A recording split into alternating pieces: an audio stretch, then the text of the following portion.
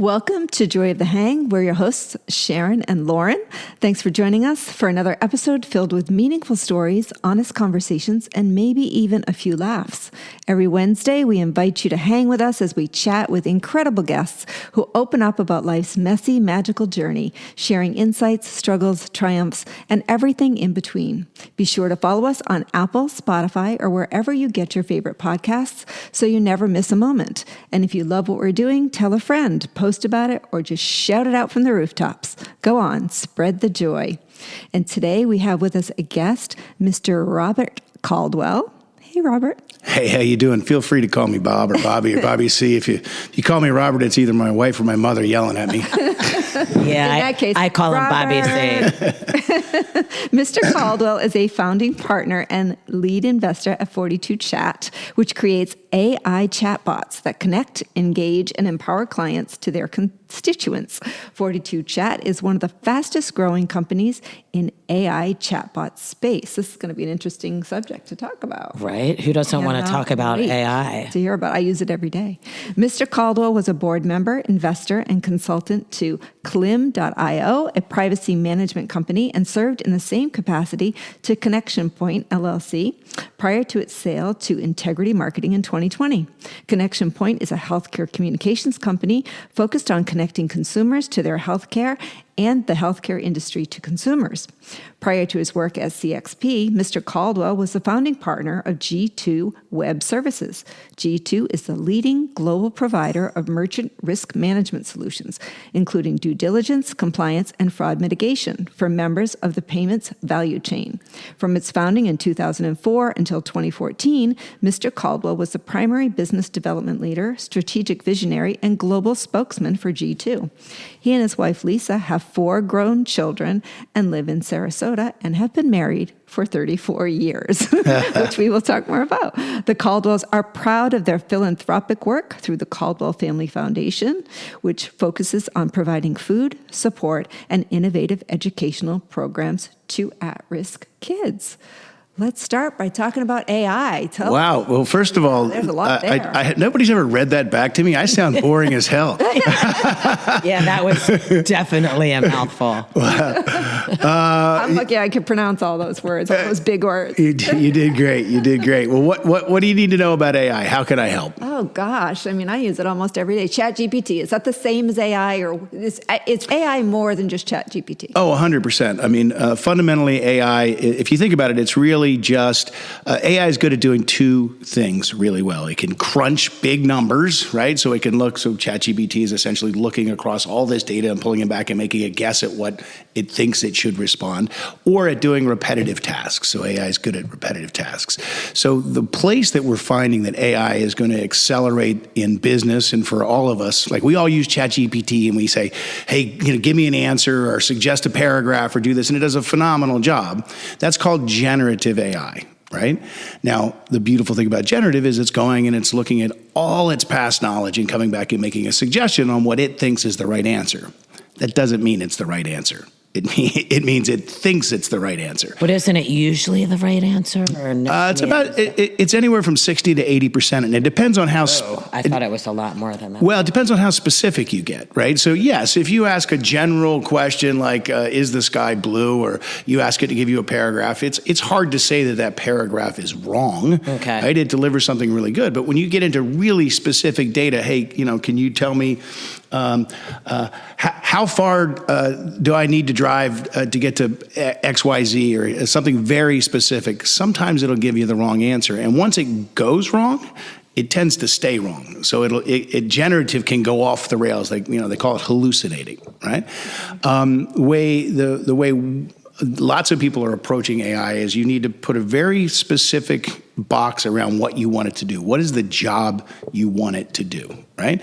So in your case with ChatGPT, you're going, hey, I want it to give me an answer or suggest a way to phrase a paragraph. That's a great utilization, right?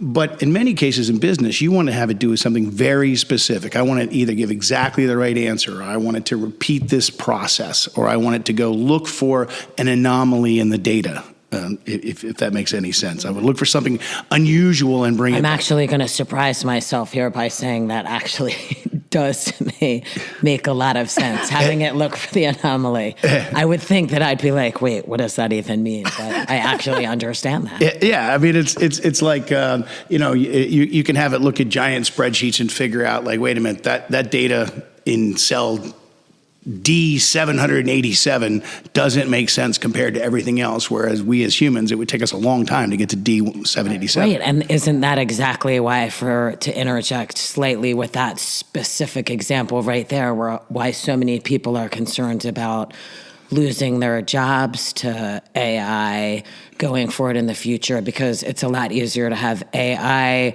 look for problems on spreadsheets than humans. Well, yes. There's pieces of that. Absolutely. AI can suggest that problem's there, but I would argue that a human needs to confirm that that's the problem, right? Okay. So it's really good at seeing, again, looking at mass chunks of data, big data sets, and coming back and giving you some insight into that data. You then need to confirm that, right? So, one of the things we do at one of my companies, we do what we call curated chat, or curated AI. That means that we use AI to suggest an answer, but then we lock that answer in. So in our case, we do a lot of customer service, right? So it's getting the right answer is kind of important. What time does it start? How do I get there? Who's the CEO? Whatever. Getting the right answer is really important. So we lock that answer in, and the AI can come up with literally millions of ways that you can ask a question, and it knows what you're asking about, and then it delivers exactly the right answer, the answer the client wants. So for us, that's a very narrow job that we've asked AI to do, right? If you look at the places that people are having the most success with AI, and even if you watch the commercials on television, essentially IBM and all the big boys are talking about, hey, let's have a very narrow thing. Let's choose this very narrow job and get it to do a great job at that again and again and again, and then that lets us leverage that benefit, that AI benefit, to save money or accelerate sales or whatever it might be. So how did you get involved with 42 Chat? I was retired. I've retired unsuccessfully twice. Okay. And friends came to me and said, hey, we think this AI chat thing's going to be pretty sexy. This is like 2015, 16. And I said, yeah, I agree. And they said, we think it's going to be huge. How long has it? When was the start of AI? At about when? AI started in the 60s. I mean, if you start looking at variations of AI and what essentially is autonomous signaling. But, the AI as we know it really took off probably in the teens, right? Like we finally had the computing power to understand what people were asking and to let more and more computers do more and more understanding of what the question was, which is called natural language understanding, right? So one part of AI is understanding what did you ask. Another part of AI is then delivering out the answer to that question, what you want the answer to be, what it actually is, or what it thinks it is. Generative at the end of the day is generative AI, ChatGPT and Grok and Alexa and all these guys. They're just sort of guessing what they think the next answer is. So they came to you in 2015. Why did they come to you? Why did they ask you? Money. There's some super smart people came and said, hey, we're interested in this. And they said, we think chat is going to be huge for companies on Facebook. And I'm like, no, I don't think that makes sense, because at Facebook, I'm not going to share my personal profile with a company and let them harvest that data. Yeah. That doesn't make sense. And they said, well, we can do it over text. You can use AI over text and automatically get an answer. And I said, well, that's kind of interesting. I mean, I can text a company and they can automatically respond to me with the right answer about when do I need to change my refrigerator bulb, or and any of these routine things where we interact with big organizations. And I'm not going to fill out a card. I'm not going to interact that way. But now if I can do all of that automatically using technology over SMS, that's a pretty powerful channel because it's ubiquitous. It's everywhere. Everybody has text. Everywhere. You don't have to download an app to use it. You can simply ask a question and get an answer. That becomes really powerful. And that got me excited about it. And so I consulted, and then I lent them some money, and then I invested, and now I own the company. Okay. Well, with a partner, a phenomenal partner, Chuck Elias, who's really been a great leader in growing our business. So there's been a lot of controversy or fear about the development of AI, Sure, especially in school settings. So my daughter just graduated from Harvard, and she said, Congratulations. thank you. And Lauren's daughter did too the year before. Don't you love how we people who either went to Harvard or have a kid there, we like to slide it in. Slide it in. We're just So sliding yes, that in again. I had a kid that went to Harvard. I'm going to name check my kid. She actually graduated, thank goodness. But anyway, she mentions that, the teachers are, I guess they're putting now new systems into place to check if students have used AI to write their papers and whatnot. Yeah, they're using AI to find AI.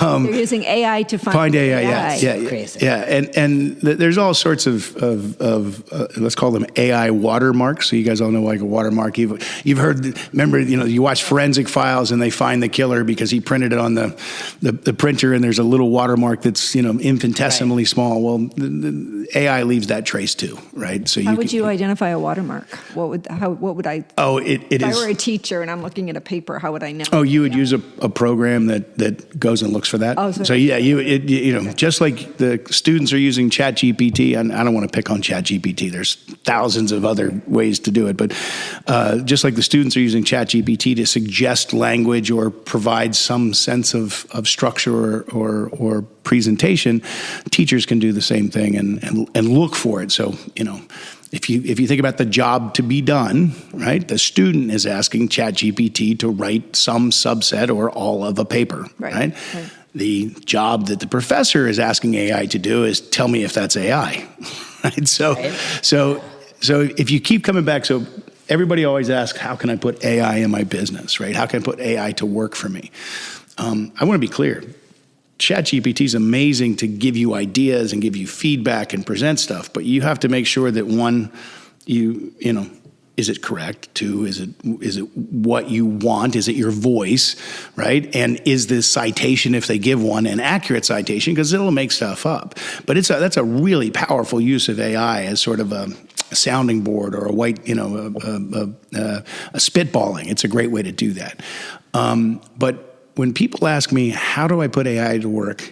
I say, choose the job you want it to do. Do I want it to automatically send a notice out to everybody that has an appointment today at my dentist's office? Yes, I do, right? Mm-hmm. Do I want to give them the ability to respond to the AI and confirm? Yes, I do. Now you've just taken a huge administrative load off of in that case, the office manager or whoever's handling that. But when you think about it, what you've really done is free them up for something that's more valuable, right? Because that's what we call, high volume, low value interactions, right? So it's not terribly valuable to the dentist, but knowing that Lauren's not coming in for her dental appointment this morning because she got a text and has a conflict, that's really valuable to both of them, right? So that's a great, I'm trying to make it as simple and as easily approachable as I can. I would think dating companies would love to use ChatGPT in terms of how great that would be. Can you imagine? I'm single, Sharon, and you've got thousands and thousands and thousands of these applicants, and that they can just put in what I'm looking for. Kind of putting yourself up on a pedestal, thousands of applicants to date Lauren. There's a line from here to Tampa. I'm saying the company has, not me. Not that Bobbie's saying, if the company, I'm a single person and the company has all of these potential suitors for me, that you could put information in and it would easily spill out, okay, these 4 people are clearly the best, and they would do a much better job at doing that than what they've used in the past. Yeah, what you're really doing is complex filtering, right? I mean, and then, there's other things that AI would probably be better at, is to look at the people that you liked that maybe you didn't finally connect with, but you said, I like this guy and he was fun. And they would look at them and they might find something that you didn't realize was important to you that's important to you. Like you may not go, gosh, I really need a sense of humor. And, you were looking for someone who's athletic and outdoorsy and eats granola and whatever your criteria is. But all of a sudden all the people you liked had this other trait that you didn't surface. AI could help surface that and deliver it out. I see another company in his future. Right? Yeah. And then hopefully it wouldn't tell my husband that he's with the wrong person. Cipher out a few issues that he wasn't aware of that he didn't like. I think he would have found that out by now. You seem to be doing all right. I can't imagine two better matched people, actually, than you and your husband. We've got a little bit of a shopping issue, but I don't think Gabby would use the word we. I would agree with you, Bobbie. I should say I have a little bit of a shopping issue. I can't say a word about that. Thanks, Sharon. I appreciate that. I have your back on that. I appreciate that. I have the same issue. Yeah. So that's, because I wonder all the time about AI and where it's going to go for the future. And what would you say, because you've been a very successful businessman, give some piece of advice to our young listeners who are wondering how they can inform themselves, make them a better applicant when applying for a job. What should they do with AI to make themselves a better potential employee? Well, my first thought is to be a better employee or be a better applicant for a job. It's not necessarily about AI. AI is a tool that helps you do that, and for either of those two things, either being an employee or going to an interview, my number one thing is be prepared. Like, know more about them than they know about you, right? I always did it, and I told my kids when they were going to jobs, you want to know everything you can about the people on the other side of this table. You want to know what they're into, where they came from, because it's really all about all of getting a job is about making a connection and having the requisite skills to do it. And that's really what sales is too. It's about making a connection with somebody. So I'm always trying to look for connections and always trying to look for a little bit of information that allows me to connect with you or show you something that you hadn't expected. And when I can do that, I can change the tilt of the table, the odds for me. Okay. I'll give you a great example. We were hiring a CEO at one of my companies, and it was my turn to interview, and this phenomenal business executive had gone through a couple of rounds of interviews across the board, and now he has to interview with you. Yeah, she has to interview. She has to interview with me, which scared the hell out of all my business partners because all my companies kind of look the same. There's a normal org chart. I know you guys can't see this on the podcast. It's a normal pyramid org chart, and I'm up to the right. I have nobody that reports to me because I'm an HR nightmare, right? So, but I went to interview her, and I said, okay, I need to know more about her than I can. And I did research for days. I'm digging and digging and digging. And I found out that she had written a thesis paper about a French musician, right? So when she came to interview we did it at my country club, I had them play that musician's music over the speakers the entire time we were interviewing. And we were probably 40 minutes into it, and she looks at me and she's like, and I wish I could remember, is that, Jean-Claude Phillips? And I'm like, well, yes, I love Jean-Claude Phillips. I think this is his Debussy, and she's like, oh my God. And she goes, wait, you're effing with me, right? But the thing about it was, she's like, okay, if you're going to go that deep and figure that out, because that's not an easy thing to find out. That was ultimately, we found out later through the private equity team that we were partnered with, that was one of the deciding factors. She goes, okay, these guys they're in it to win it, right? So back to your question about interviewing, know who you're on the other side with, do your research, know what they're involved in, know where they went to school so you can go, hey, how about them Hokies, whatever it might be, because that little teeny bit of nuance makes the difference, right? I'll tell you another story like that, how I got to go to Oxford University. I was in college, and one of my dear friends said, hey, I'm going to go and apply. And Where were you in college? Washington College in Chestertown, Maryland. So it was a junior year abroad. I don't want to make it too big a deal, but it was, still it's Oxford University, and it's on my resume, baby, right? Hey, we throw out the Harvard. Yeah, throw out the Oxford. We'll let you throw out the Oxford. Hey, my school's older. Anyway, so We were 400 years old when you were getting born. And so I went and I knew all the other applicants were very frankly better candidates than I was. I took school not that seriously, and I took drinking and partying and having a good time seriously. But I knew the only way I was going to get the opportunity was to be better prepared than everybody else. And so for each of the professors that I was going to meet, I did all my research, and I went to the first one, Dr. Bennett Lamont, right? This wonderful, flamboyant guy who was an English literature guy. And I said, well, listen, Dr. Lamont, he goes, what do you want to study when you get there? I said, you can't tell any of my fraternity brothers. I'm from a lacrosse fraternity. You can't tell any of my fraternity brothers, but I really want to study Elizabeth Barrett Browning and her romantic poetry. And then I recited a couple of lines. And as it just so happens, that was his specialty. And he goes, I will never tell anyone, right? And then I went to the next guy and I said, I want to, study the economic effects of the Boer War in South Africa during the mid 1900s, and then went to the next guy. I'm listening to all this thinking you must have been a nightmare to date. That's what you were doing to try and get into Oxford with all this hooey-balooey bullshit with these professors. I cannot even imagine what you were doing back in the day to try and get a girl in bed. Homework to find Lisa. We're going to learn about that too. We're going to learn about that. Dug into her past. Yeah. So back to kids, people getting a job or trying to get ahead. Use AI intelligently. Use it to give you ideas. Use it to give you a format. I strongly recommend you don't just rote copy it. That's a bad plan. But if you use it intelligently, they can trigger an idea that you can then make your own and then deliver in a way that is authentic and real.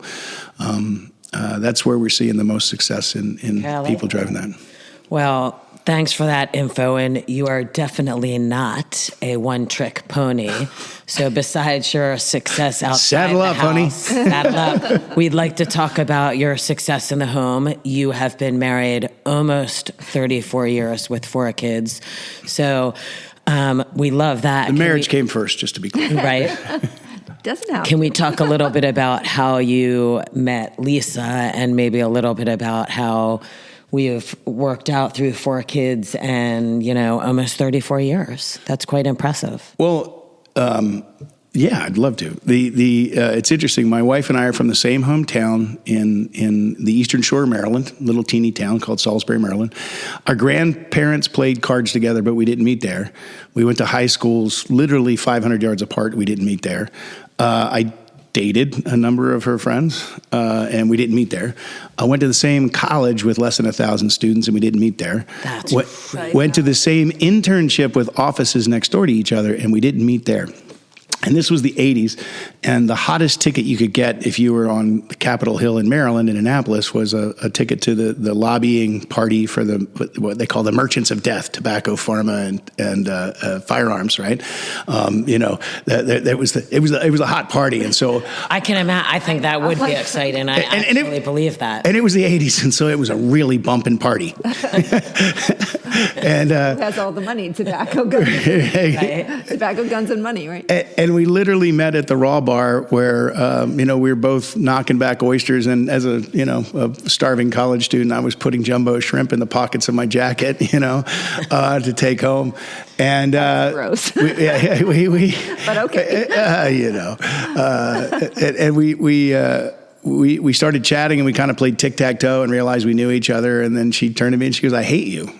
Oh. You're she goes, I don't like you. And I was like, okay, what's that all about? And in college, I dated pretty frequently, and so she was not down with that whole thing, and she kind of thought I was an idiot lacrosse player. I wasn't a lacrosse player, but she thought I was an idiot. And so very quickly. You wouldn't be the first. Yeah. You wouldn't be the first lacrosse player that someone thought was. Well, that some woman thought was some idiot lacrosse player because he dated, and that's not. Let me say, I don't think that's necessarily fair. I mean, I know I dated more than one person, and I'm pretty sure that Sharon dated more than one person. So 100%. I'm making fun of myself a little bit, but at the end of the day, very shortly thereafter, I had a car problem and I needed a ride. So she agreed to give me a ride, and we talked on the way back. And she realized maybe I wasn't quite as stupid and shallow and veiled as she thought I might be. And we started dating very shortly thereafter, and we were living together 4 months later, and we've been together ever since. Which that is crazy to me that you're telling me now that you were living together 4 months later, because that seems so fast. Because full disclosure, I am friends with both you and your wife, Lisa.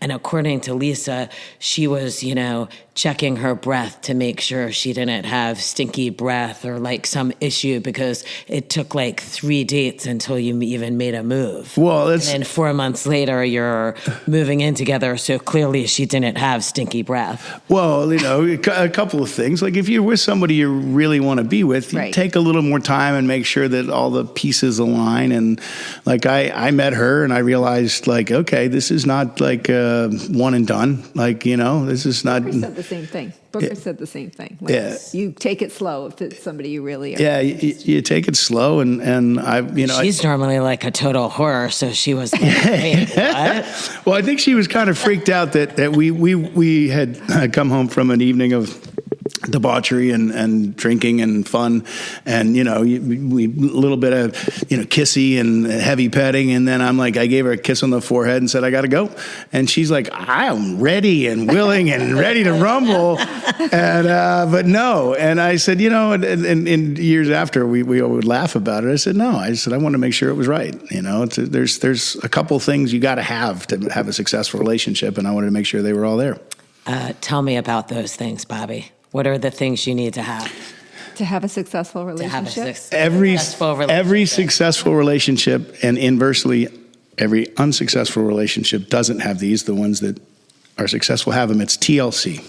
Every relationship has to have T.L.C., right? Your partner needs to make you think, right? So you need to be intellectually stimulated by your partner. That doesn't mean you have to think the same. Like my example is always Mary Madeline and James Carville, right? The famous political commentators who are polar opposites, and I've met them in person, and they're wonderfully funny together, but they think about different things, and they think about the world differently, but they still appreciate each other's intellect. So, you need to make sure that you make your partner think, and they make you think, and you're happy about that, right? You need to make you laugh, right? So you either had to have the same sense of humor, or you need to appreciate each other's sense of humor. My wife likes when people get hit in the nuts, right? Like she thinks it's funny as hell. And like me, I just sort of bend over in pain, right? I physically wince when I see that stuff, and she will laugh her head off, right? But I appreciate that, and she appreciates my silly sense of humor, and not much of it will come out of here, but obviously I don't have a lot of filters, so I say things all the time, and my wife enjoys that. And the C, it's you got to make it come, right? You got to be sexually compatible. Yeah. And that doesn't mean that you both have to be going at it all the time, but what it means is that you have to have the same appetites and the same desires and the willingness to pleasure each other again and again, and to sometimes do things you may not want to do, but and I don't mean sexually, but I mean just in life, you want to deliver that simpatico. And so if you go back and you think about your relationships, so everybody's listening, if you think about the relationships, the ones that didn't work, one or several of those things probably wasn't present. So, it's like I've definitely been in one where all three were not present. A swing and a miss. Swing and a miss. That must have been one of the... T, no L, and no C. I have a question about C, though. So has that changed over the years? The sexual part of it? Like, you've been together 34 years. I mean, because... Look, you said you listened to our menopause episode, and as women, sometimes that ebbs and flows as our hormones are changing. And I know the same for men happens as men age. They have other problems with their libido. So have you noticed any of that change or evolve within the 34 years of marriage? Oh, 100%. First and foremost, we're not as bendy as we once were. Right. There's places that used to be a hell of a lot of fun that you're like, yeah, this is not going to work in the front seat of the car. Right? So, well, and when you're younger, like the hormones are raging. I mean, and when you first meet, you're so excited, right? So I think that changes. Oh yeah, all of that does, and there's I think there's a broader emotional component that begins to become a huge part of your love life as you get older, right, and of your sex life, right. It's there's times when even though we might both be excited about the concept, I know that there's something going on that ain't going to work tonight, right? And raising children, you raised 4 kids together. Yeah. There must have been a period of time where she was tired or had it with the kids. And we're going to go clean the car. Yeah. Kids, do you want to help clean the car? No? Go clean the car. Okay. Right? But you get creative. Oh, that's great. Although what if someone who has the kid that, like, one of my twin sisters' boys, I know him well, and he'd be the kid that would be like, sure, Mom, I'll come help you clean the car. That's fantastic. Now you got somebody cleaning the car. Good point. Good point. No, but Sharon, you're dead right. Yeah, it changes as you get older. Like your body changes. You experience things differently.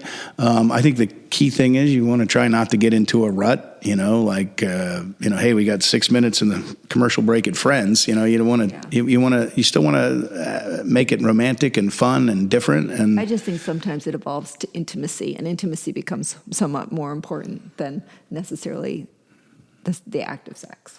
That's all. Well, I think they're symbiotic, right? They come together. Like and sometimes not actually having sex is just as sexy as anything else. If you're dancing in the living room, after a bottle of wine, it usually devolves into sex. But we hope. So 4 kids. How old are your kids? 30, 28, 25, and 21. So I've got 2 girls and 2 boys. We have 2 well-planned children, and then we got them other 2. Them other 2. So you're almost through are they all off? Everybody's out. Yeah. So my youngest is. They're all off the phone plan? Oh, no. I still have mine on the phone plan. Silly girl. Tricks are for kids. I know. No, they're out of the house. My youngest is in college, but my oldest is married and with her husband, and my other daughter is with her partner in Dallas, and my son is with his girlfriend in Salt Lake, and then my youngest is, as I said, in college. Wow. So, But you recently finished a big, beautiful home that's like a 6-bed, 6-bath, maybe even more. So clearly they come to visit. Yes, we made a conscious decision a few years back. As you said, we've been fortunate enough to sell a couple companies, and we wanted to build a compound where we could host our families and our friends. Because because you've been there, we like to entertain. We like to have people over and be a house that's easy to enjoy. Yes, and let me interject for 1 second and say, yes, I have been there, and that's because I invited myself. I texted Lisa one morning when I was out walking the dog and said, hey, how about Gabby and I come over your house tonight? I'll bring some apps, and then we can have drinks at your house. And just so totally invited myself. So our side of the conversation, my side, Lisa goes, hey, Lauren and Gabby are coming over for drinks tonight. I'm like, oh, that's great. She goes, we're just going to have 1 glass of wine and some apps. And I turned to my wife. I was like, we're getting hammered. It's a Monday night, right?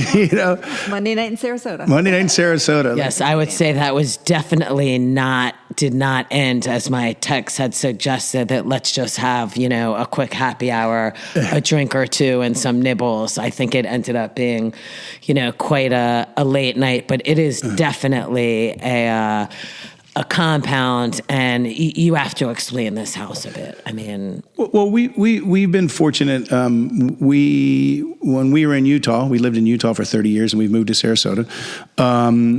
We had a house that it was the house where everybody gathered, right? Like, well, all the kids, and it made us happy to know where the kids were, and it was important to us to be able to not only support our children but also support our children's friends, and they had tough times, just like everybody does, and being a place that they could come and feel safe and comfortable, and we knew that they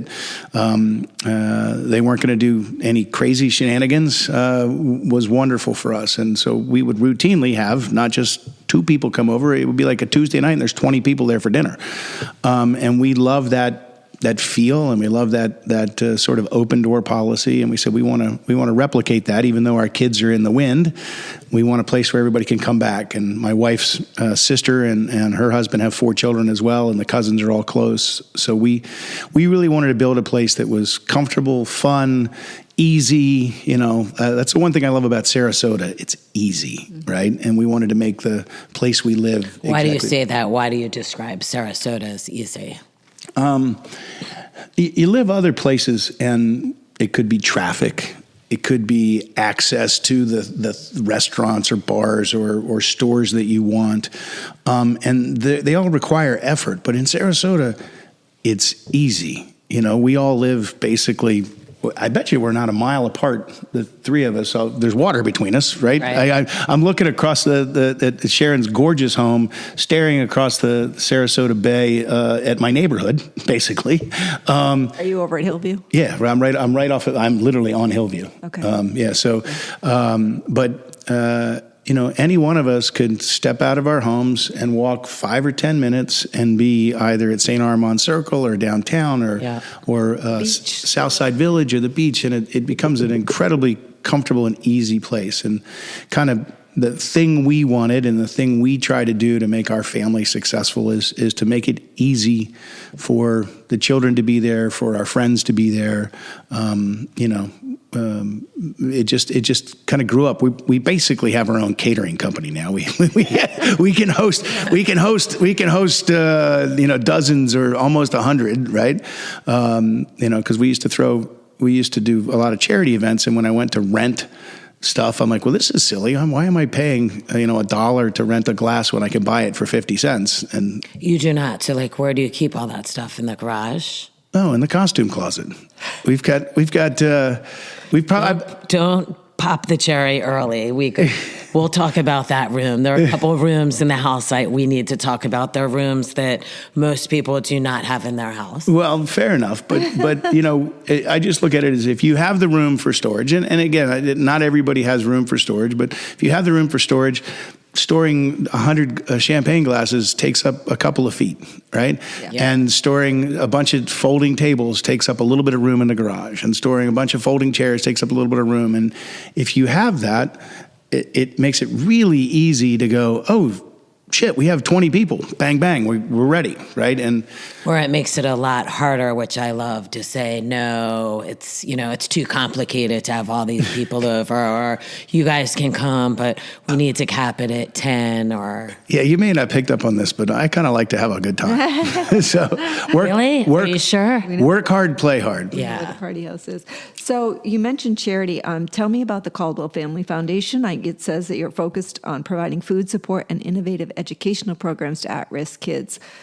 Tell me more about that. Well, we were fortunate enough when we sold the company to create the foundation, and really we're focused on, we call it kids, cans, and cancer, right? So at-risk youth, there's so many children in America who are intellectually gifted but not given the opportunity to excel because of their situation, socioeconomic, their location, the programs that are available to them in their area. So we wanted to help, especially in the sciences, lift disadvantaged youth up and give them an opportunity in that space.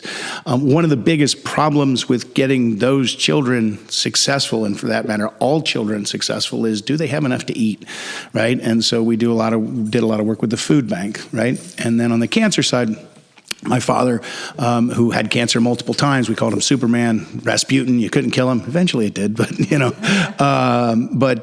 he was big in the wellness community, which is around supporting the people who support cancer victims, because so much focus is on the victim and on the patient. It's not always on the caregivers. And we looked and said, how can we do these things together? And so we were fortunate enough to get involved in a bunch of different projects, but one of our favorite was we did a lot of work with St. Jude Children's Research Hospital. And we had a friend that came to us that was raising money, and they weren't really a 501c3, and we are. And we said, okay, well, we can do it. And the beauty of our model is we can't take any money. So if you wanted to give me $100 has to go out the door. I can't. I know that's how that works, and I love that. So you donate with, a lot of people now, because of what's gone on in the world with Red Cross or other places, you donate and then you find out that the money didn't go to where you thought it was. It was paying people who ran the organization. Or 87 cents of every dollar is overhead, right? Or marketing. And what we did is we took a step back and we said, listen, well, let's throw great parties, and let's have great music, and let's have great things that you can auction off or buy or raffle or do whatever you want to do. We'll pay for everything. We'll pay for all the booze. We'll pay for all the food. We'll pay for the location. We'll pay for all the stuff. That way, every dollar you give goes directly to the charity. And we always tried to get what we call a 3-to-1, right? If you ask me other questions, a 3-to-1 is a common ratio that we look at.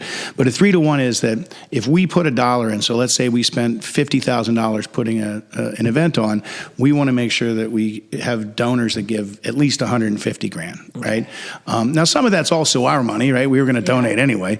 But my point is that when you do it that way, you're driving success beyond, you're driving leverage, right?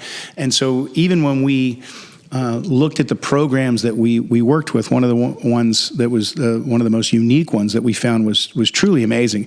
The United Way in Salt Lake City at the time. They had a program where they brought together all the state and federal resources that support a community.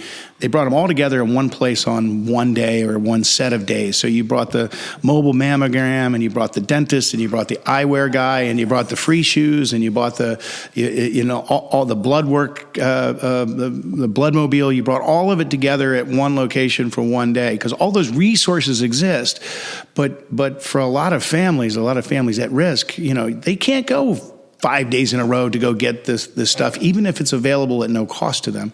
And so we looked at that and said, well, hey, there's this phenomenal return, like this leverage we're getting by donating and helping drive that forward. So we always look from a philanthropic perspective of trying to drive more than just the dollars. That in the Sarasota area? We began to do some stuff with the Sarasota Memorial Hospital, and we're heavily supportive of law enforcement, both in Utah and here. So we did some stuff with law enforcement here.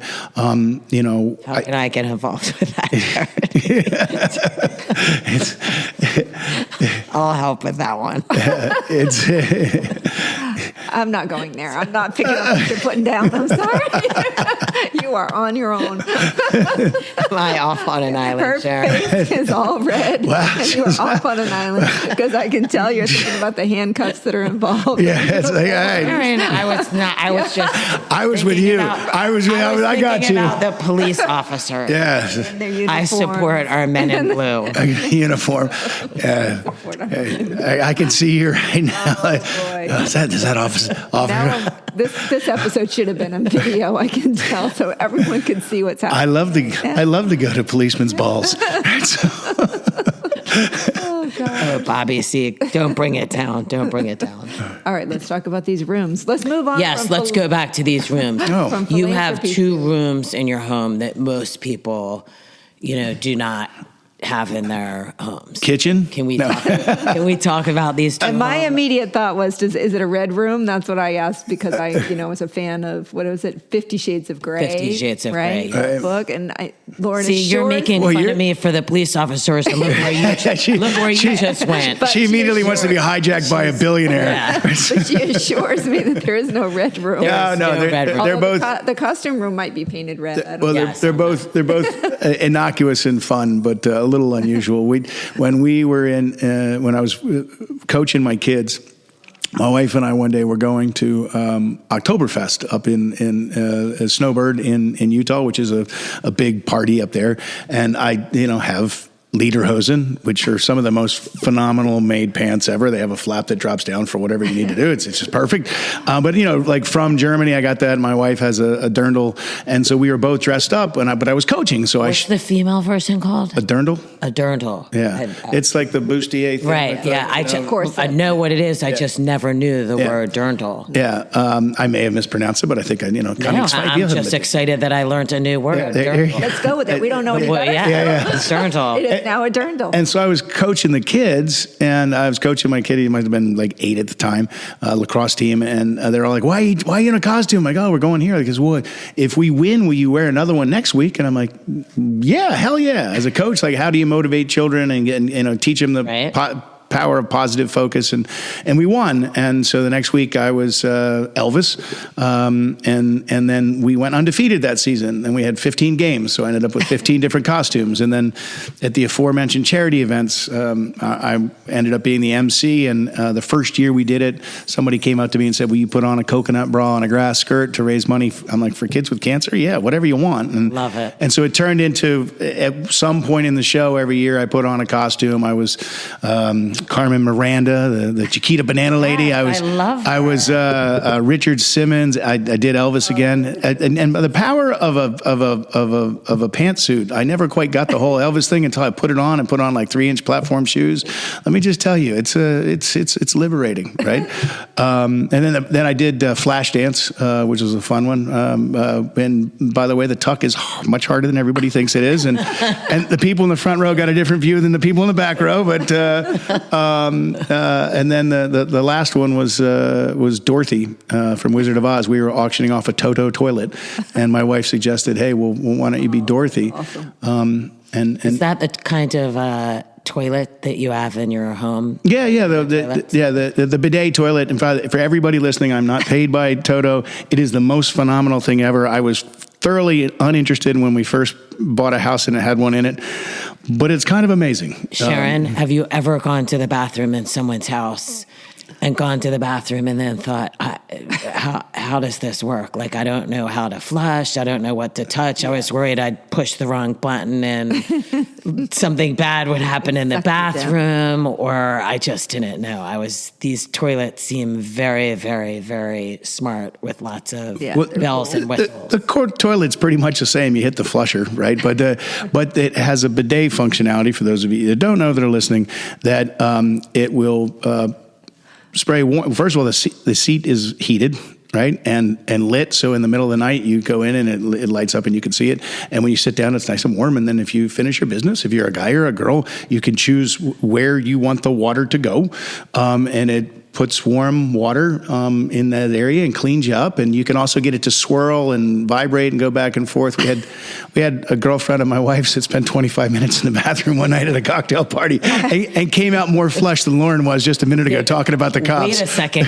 I already said earlier, I invited myself. After this conversation, I guarantee you're going to get a text from Sharon inviting herself to your house just to check out the toilet. I've seen it before, but I'm glad we didn't install them in our house, because my husband spends so much time in the bathroom now that I would never see him. He would be in there ooh, this is so comfy. I'm telling you, it's a game changer. You could have had Taco Bell last night, and it's we go through a fraction of the toilet paper we used to. Game changer. So you have a room though for all those costumes. Oh yeah, so you kept them. Well, it went beyond that. So then we would do fun runs on Thanksgiving Day with everybody, and when everybody else is running a 5K, we're pulling a 5-gallon bucket with Bloody Marys in it. But we would have a whole group of us that all dressed, and we have a theme every year. So one year we were vegetables, right? Everybody was dressed as a vegetable, and one year we were pirates, and one year we were something else. And I think if you go to the Draper 5K Fun Run, we're still on the front page. It was a few years back that we did it. It's hard to run in those costumes. But the net result is we just kept accumulating costumes, and we had the storage to keep them.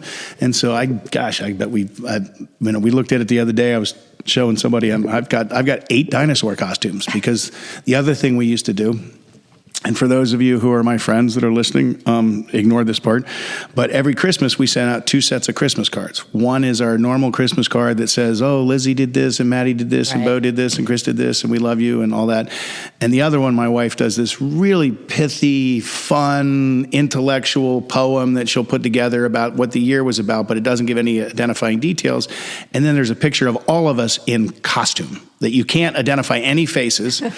Then she writes all the addresses left-handed like a serial killer, so it looks like a serial killer writes them, and then we mail them from weird places, right? So you don't know where they're coming. And so I think the first year we were in morph suits, which until you've put a morph suit on, like the little stretchy, like the stretchy, you're all green or all yellow or whatever, until you put one of those on, you don't realize how you're not as thin as you thought you were, right? Do they have holes for your eyes and mouth? No, it's a screen that comes over. Oh, geez. So and we did that, and we did ghillie suits, which are like what you hide if you're a sniper or a hunter. And we did dinosaurs. I think the best is we were in Panama, and we had brought with us 6 rubber deer head, like reindeer heads.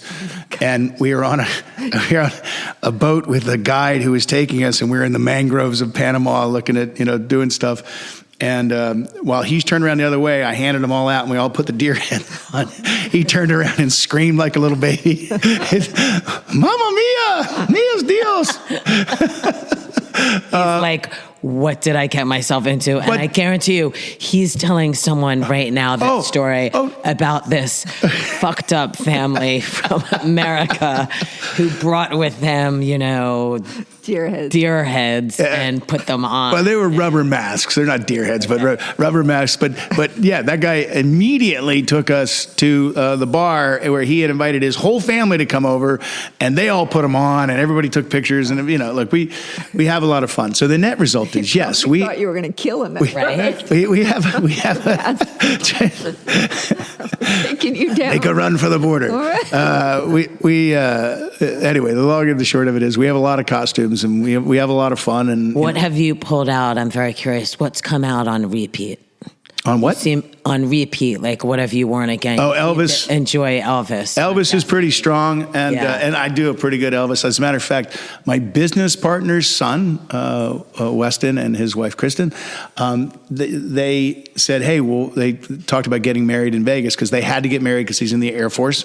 Okay. And I said, well, was it a Vegas wedding? She goes, no, but I want one. I'm like, okay, which one do you want? You want like skinny white jumpsuit Elvis, or do you want gold fat Elvis? And she's like, well, no. Fat Elvis. And skinny Elvis. And as their actual sort of celebratory wedding approached, she's like, hey, you're going to do that thing, right? You're going to be Elvis and marry us. I'm like, are you kidding me?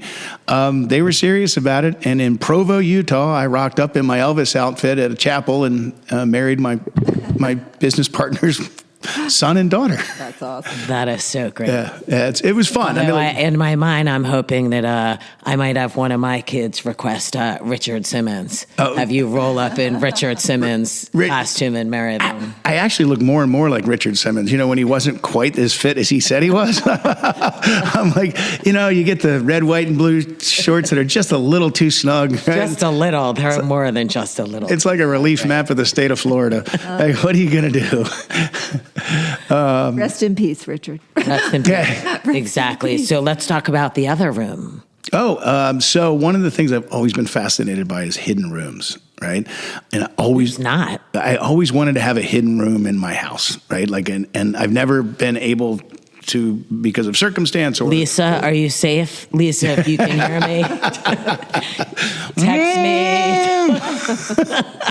Please bring out the GIMP. Please don't let me know you're safe. And so we had this room that was sort of oddly positioned in the center of our house. It's actually a lovely view of the water. And I said, I want to make a speakeasy. And so my builder's like, okay, yeah, you want to put a bar in there? Yeah, that's no problem. I'm like, no. I want a speakeasy behind a hidden door with a hidden latch. And they're like, are you kidding me? This is also the same guy that was like, why do you need an airline drink cart for your house? You have 3 bars in your house. And so I said, no. And so long story short, we put in a little wine cellar that's is not nearly as nice and wonderful as Sharon's that you can see just around the corner, and a little bar where we can keep stuff. And there's a bookcase where you pull a book, and then it unlatches, and you can walk in this area. And it's a beautiful little bar room. It's always cool, and it has a gorgeous view of the sound or of the water. And we just love it. It's fun to watch people's eyes open up who've never been there, who have no idea. When you pull the book out and it unhinges the door and the whole bookcase folds into the room. Yeah, I knew because I'd been told that it was there. So I was prepared. Although I didn't realize that you had that outside bar with the garage door. Oh. So that I was surprised about, to see the Lisa push a button and the garage door came up, and then to see the cool outdoor bar that you have. And I love the present that your kids gave you gout. We gave ourselves gout over a weekend. Tell Sharon about that. And our listeners, because we still. I hope you're still with us. We, the kids gave us a margarita machine, which is pretty badass. You have 3 different blenders on it, and you put your mixings in, and then you put a bunch of ice in the center, and it automatically makes 3 different pitchers of margarita. So you can have like a blueberry and a regular and a strawberry daiquiri or whatever. And like a few weeks back, my son was in town, and we had steaks and oysters and shrimp and liquor, and we drank a lot and had a great time. But then I woke up in the morning, I basically given myself gout. Like if you have a list of all the things you're not supposed to eat if you have any gout, I hit them all like in the last 2 days in massive quantities, right? I went to my doctor, and he goes, I said, don't even talk to me, doc. I did it to myself. This is entirely lifestyle. It's short-lived. We're fine. But yeah. But, listen, if you're going to do something, do it all the way, right? Right. I like that. I like that approach. We have a family saying that maybe it's not safe for here, but it's if you're going to go hard, right? I like that. And since you're giving that advice, I would love to hear some of the best advice you've gotten throughout your life, and then as well some of the worst advice you ever got. Sure. I think it's really interesting. I grew up working on the boardwalk in Ocean City, Maryland. And for any of you that have ever been there, it's right on the pier. There was a hamburger stand called the Alaska Stand, right? And to give everyone context, on one shift at the Alaska Stand, the people that worked flipping burgers and making fries and pouring lemonade and selling Cokes, on one shift, I've been fortunate enough to build and sell a couple companies. One guy was launched HomeDepot.com, Home Depot China, and was the COO of Fortune Brands. One guy's the current global head of marketing for McLaren Automobiles. One guy's the largest soybean farmer in the Mid-Atlantic. One guy's the head of VIP sales for Baltimore Orioles. How is that possible? Well, I'll get there. One guy's one of the largest wholesale plumbing distributors in the Mid-Atlantic. And we all worked on the same shift flipping burgers.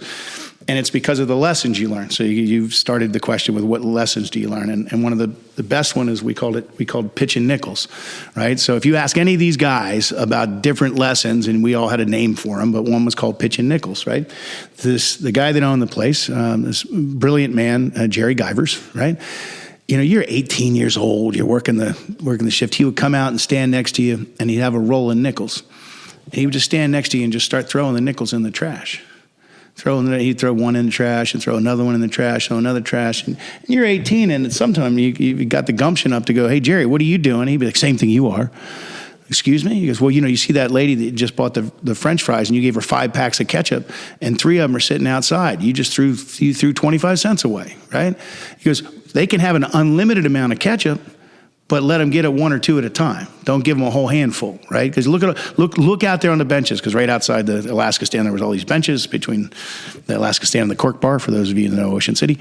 And there'd be all these ketchup packets out there that he had paid for that they hadn't been used, right? And so it was this lesson on being intelligent about expense and expense management, right?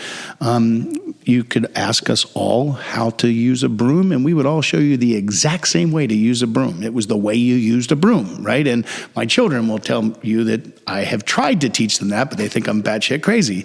But, the lessons learned there were about how to do your job properly, how to do it all the way. One of the things you asked me earlier about employees and people looking for a job. And our number one rule at all my companies is post. No matter what you do, you show up and you post when you say you're going to post. It comes from the military standing post, right? You're going to go stand guard duty when you're supposed to do it. But the way we use it is, I don't care how hard you went the night before. Obviously, everybody listening, we like to have a good time. We go hard in the paint. But we also show up exactly when we're supposed to, dressed and pressed and ready to go, right? So if you're a young person in the market trying to get there, the most important thing you can do is post and do what you say you're going to do. I've made more money at 4:55 p.m. at a trade show when everyone else is packing up, but we're not allowed to break down till 5, and somebody walks up and signs a deal that's worth hundreds of thousands or millions of dollars because I was on post, right? I showed up. I delivered, right? And that, from a business perspective, is such an incredibly powerful thing. And, you go back to the success of family life. You post, you show up. It's not easy. Like, being married's not easy. Sharon and I love the little things we learn along the way, and I really like that. Just post, just show up. I like how you said that with the marriage, because you're right. It's not always easy, but you got to show up, and you got to be where you said you were going to be and do what you said you were going to do. That's it. You got to deliver for your kids and for your friends. And if you look at the people in your life that you most count on, it's the people that post, right? Well, you've definitely posted when it comes to gifts for your wife, and I'll tell you, Sharon, don't be shy at all. You can let Scott know that Bobbie is an excellent person to talk to if he ever needs an idea of what to get you for a gift or for a certain number, anniversary. Because I've talked to Lisa. I've seen things Lisa has shown me, and you definitely post when it comes to birthdays or events or anniversaries. Well, I know that you guys look and say, gosh, it must be easy to live with you, Bob. You must be amazing. But I recognize that. I was thinking that. I recognize this might be the first time I am speechless. I have nothing to say. I recognize that can be kind of a pain in the ass. And I look at it and go, hey, how do I try to make it up to my wife? And I try to give her gifts that make her happy. And for those listening who don't have budget, I'll tell you one of the most memorable gifts I ever gave my wife when we were first married. We didn't have any money. I gave her the Bobbie 2000. Right. And I got, she had gone to work, and I got a refrigerator box, and I wrapped it up in wrapping paper, and it had like a door on the front of it so you could open it. And it had a little instruction manual on how to use the Bobbie 2000. He cooks, he cleans, he services all your needs, but his battery only lasts till midnight, right? And so when my wife opened the door, I was in a bow tie and an apron and nothing else, and I look better in that than I do now. But I cooked her a lovely meal, and we had a wonderful time. And I cleaned the house, and I cleaned up, and did all the other things that the Bobbie was good at. Don't you love that, Sharon? Though, because it's not always about. I think every it's not always about money. Loves that. It's not only is it not always about money, it's really never about money. I agree. It's not. It's about the time spent. Sometimes. For me, it's not. It's more about the time, and it's about making you feel special in the everyday moments. But sometimes something expensive can make everyone knows feel Lauren has a shopping problem. Saying. It's not a shop. Yes, it's about being made to feel special, but I'm just acknowledging that sometimes something very expensive can make you feel special. It's not a shopping problem. It's a shopping solution, right? Another one for the folks out there that are listening. I once gave my wife a treasure hunt. So she. Oh, I like that one. Yeah, so she showed up at the front door. There was a knock at the front door, and we had young kids. And I had been traveling. I was traveling 40 weeks a year, and so she was dealing with the children and doing an amazing job. But I hear it can get old, right? So, there's a knock at the door, and the young lady answered, or my wife answered the door, and it was a babysitter, and she said, "Here's your go bag.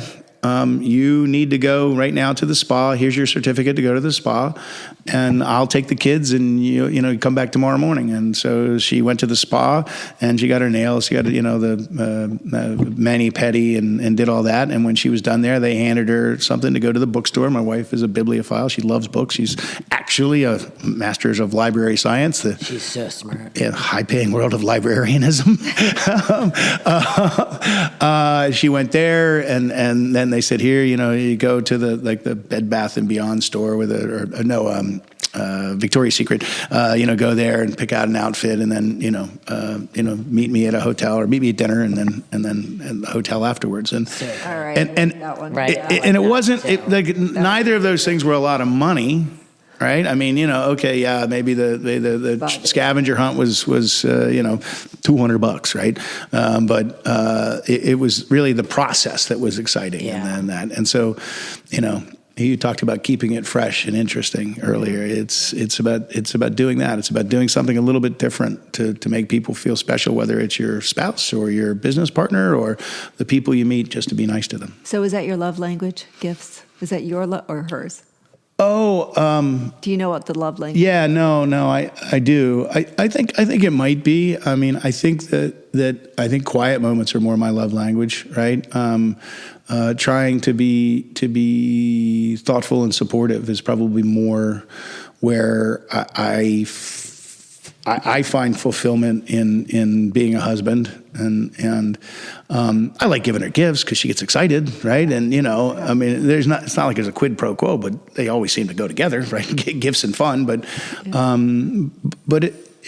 that process is more valuable to me than the actual the gift. And if you detect a theme running through it all, like the process of putting this costume on and making people laugh and have fun I bring joy to a situation that might not otherwise be joyful. That's more interesting to me and fulfilling to me. So that and if you look at it in our marriage, it's I try to do stuff like get up and make the bed, right? I try to do stuff like do the dishes, although I eternally am putting the wrong shit in the dishwasher, right?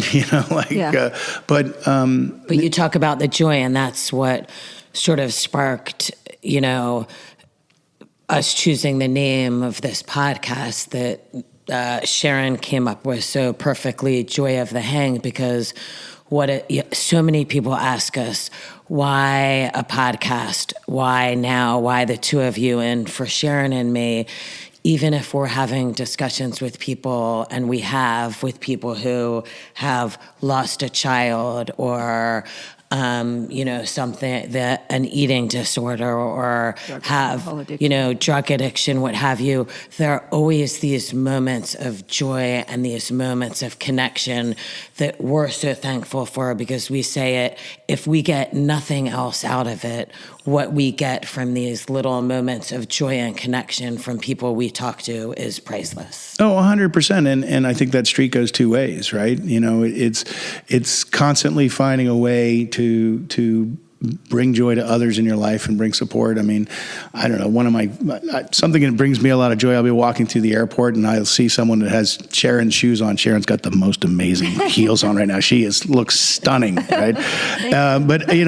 And I'd say, hey, those are stunning shoes. And I just keep walking, right? And I'm not trying to pick her up. I'm not trying to be weird. I'm not trying to do anything else other than acknowledge it, or, that's a great 1111 hat. And and how big is that person's smile when you say that, we all right? like it, right? Well, especially if it's just, I comment and go, right? And you're not being creepy. You're not looking to pick them up. Yeah. So we have to wrap up. We have been talking for a while, and this has been great, but I warned you in the beginning. One final question. Mm-hmm. What advice would you give younger Bobbie? Oof. Robert, what would you tell young Robert? Oof. You're not all that. You know, this may surprise you, but I was kind of an egotistical prick when I was a kid. No. What? Mind blown. You know what, though? I haven't heard that one before. You're not all that. Explain It's that. the opposite of what most people say. Well, no, it's hey, you know, it's not about you. Focus on the other people in your life and work hard to be a better, you know, son, brother, husband, dad, friend, employee, owner, whatever it might be. You know, when you focus on those things and when you focus on not you, you tend to, I tend to believe I have better outcomes. And when I was young, I might have been a little more focused on me, and not in a bad way, but just in a naive way. Okay. Right? I think a lot of young people are in that. That's a selfish stage of life. Yeah. Yeah. Youth is wasted on the young. Wouldn't it be great? I love that expression. It's so true. So true. All right. I think that wraps up this episode. Yeah, thanks so much for joining. Ladies, thank you for having me. Thank you for being with us. All right. Till next time. Peace out, Girl Scout.